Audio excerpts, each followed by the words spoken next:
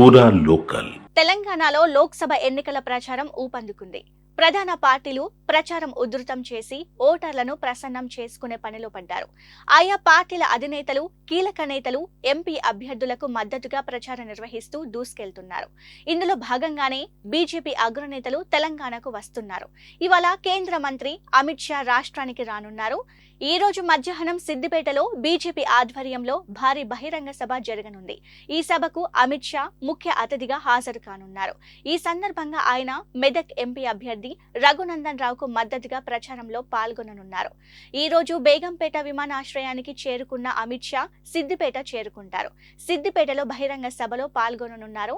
ఆ తర్వాత తిరిగి బేగంపేట విమానాశ్రయానికి చేరుకుంటారు. భోజన విరామం అనంతరం బేగంపేట నుంచి భువనేశ్వర్ కు బయలుదేరుతారు.